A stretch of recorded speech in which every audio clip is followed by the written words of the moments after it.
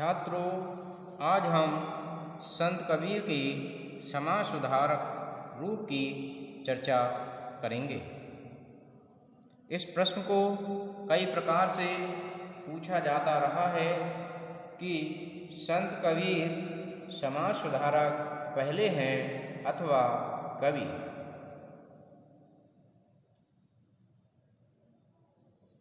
इस दृष्टि से यह प्रश्न अत्यंत महत्व का प्रश्न बनता है। तो आज हमारा मुख्य विषय कबीर समाज सुधारक कवि थे, इस कथन की समीक्षा कीजिए है। संत कबीर ने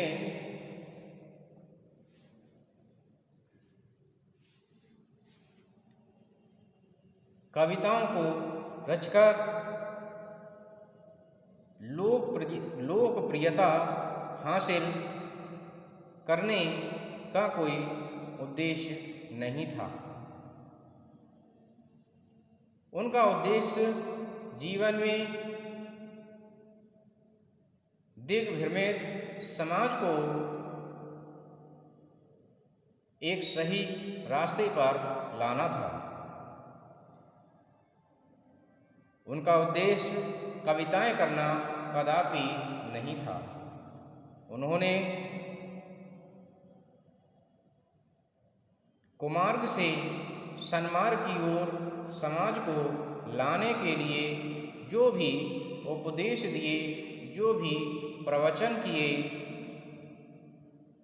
वे स्वयं ही काव्य बनते चले गए। तो आज हम उनके काव्य में उनके समाज सुधारक रूप को देखेंगे।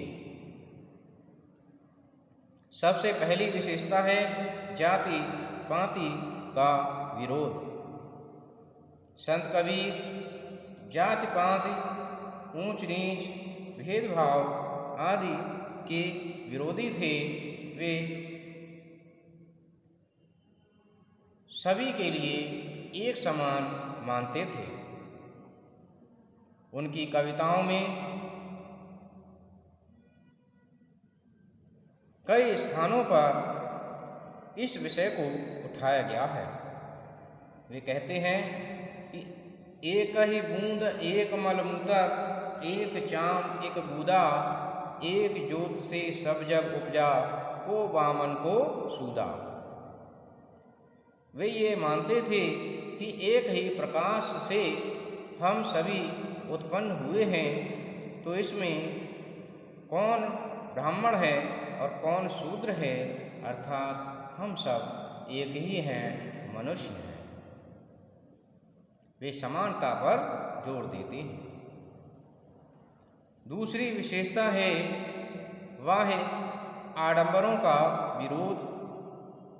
संत कबीर यह मानते हैं कि हमें अपने अंतर्मन को शुद्ध करना है। आत्मिक शुद्धता के द्वारा ही हम ईश्वर की भक्ति कर सकते हैं। वे कहते हैं कि माला फेरत जुग भया, गया न मन का फेर, कर का मन का डार दे, मन का मन का फेर। अर्थात हाथों की माला को, मनकों को फेरते फेरते संसार चला गया, गया न मन का फेर, लेकिन मन में जो मैल है वो समाप्त नहीं हुआ। और कर का मन का डार दे, अर्थात हाथों की माला को फेंक दे, और मन का फेर, अर्थात अपने मन को मन का बनाकर, मोती बनाकर उसके द्वारा भगवत भक्ति कर। वह हिंसा का भी विरोध करते हैं। वे कहते हैं कि हिंसा के मार्ग पर चलने से समाज का पतन होगा, और यदि हम अहिंसा का मार्ग अख्तियार करेंगे तो निश्चित ही उसका उत्थान होगा। वे बकरी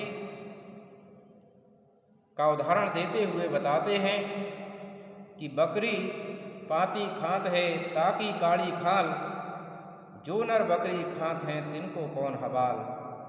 अर्थात जो बकरी पत्तों को खाती है ताकि काड़ी खाल, अर्थात उसकी खाल को खींचा जाता है, निकाला जाता है, और जे नर बकरी खाते हैं तिनको कौन हवाल। और उस बकरी को जो मनुष्य खाते हैं उनका क्या हाल होगा, इसका अनुमान लगा लीजिए। तो वे हिंसा का विरोध करते हैं। उनके काव्य की अगली विशेषता है अहंकार का परित्याग।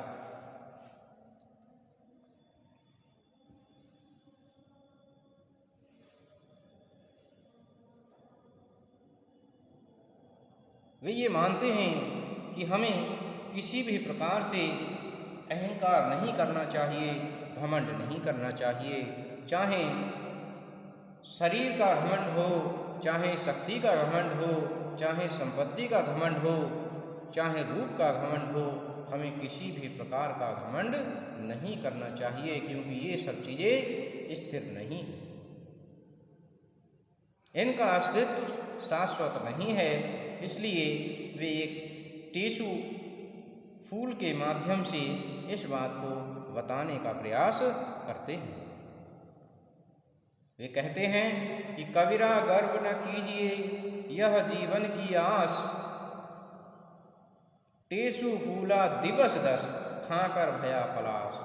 अर्थात टेसू का जो फूल है वह 10 दिन के लिए तो फूल उस पर दिखाई देता है, लेकिन एक लंबे समय तक उसके बाद वह मुरझा जाता, खाकर के रूप में पड़ा रहता है, बेकार हो जाता है, उसका सौंदर्य नष्ट हो जाता है। उनके काव्य की अगली विशेषता है प्रेम का संदेश। वे कहते हैं कि पुस्तकीय ज्ञान तो हम अर्जित करते ही हैं, जब तक हमने प्रेम के मार्ग को नहीं सीखा, प्रेम के मार्ग पर नहीं पड़े चले, तो पुस्तकीय ज्ञान भी निरर्थक है। उसकी सार्थकता तभी है जब हम प्रेम का पाठ भी पढ़ें। वे कहते हैं कि पोथी पढ़ पढ़ जग मुआ, पंडित भया न कोई, और ढाई आखर प्रेम का पढ़े सो पंडित होए। अर्थात पुस्तकीय ज्ञान के साथ साथ हमें प्रेम के मार्ग को भी अपनाना चाहिए। संत कबीर सांप्रदायिकता का विरोध करते हैं। उनका मानना है कि सभी धर्म संप्रदाय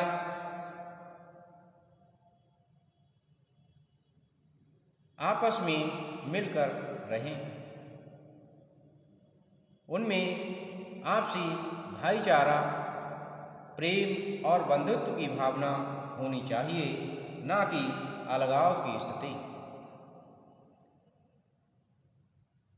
तत्कालीन हिंदू और तुर्क सभी के लिए वे कहते हैं कि हिंदू तुर्क की एक राह सदगुर इन्हें बताई, कहत कबीर सुनो हो संतो राम न कहो खुदाई।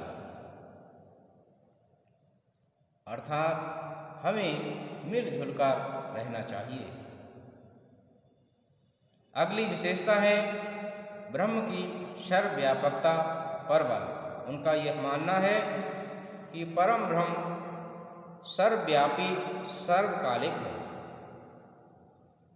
और वह शाश्वत है, बस उसे पहचानने की आवश्यकता है, जानने की आवश्यकता है। वह एक हिरण के माध्यम से इस बात को बताने की कोशिश करते हैं कि कस्तूरी कुंडली बसे मृग ढूंढे वन माही, ऐसे घट घट राम हैं दुनिया देखा नाही। कि राम सर्वव्यापी हैं लेकिन उसे कोई पहचान नहीं पाता। उनके काव्य की अगली विशेषता है संसार की नश्वरता पर जोर। वे यह मानते हैं कि ये संसार क्षणिक है, शाश्वत नहीं है, और वे सेवल के फूल के द्वारा इस बात को स्पष्ट करना चाहते हैं। कहते हैं कि यह ऐसा संसार है जैसे सेवल फूल और दिन दस के व्यवहार में झूठे रंग न भूल। अर्थात जिस प्रकार से सेवल का फूल का सौंदर्य बहुत जल्दी ही नष्ट हो जाता है, उसी प्रकार से ये संसार है, ये शाश्वत नहीं है। उनके काव्य की अगली विशेषता है ज्ञान की महत्वता का प्रतिपादन।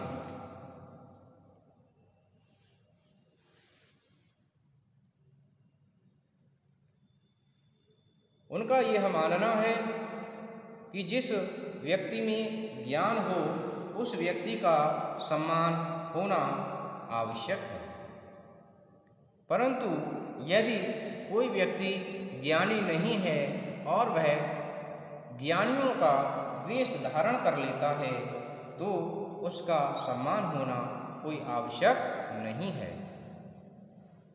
वे ज्ञान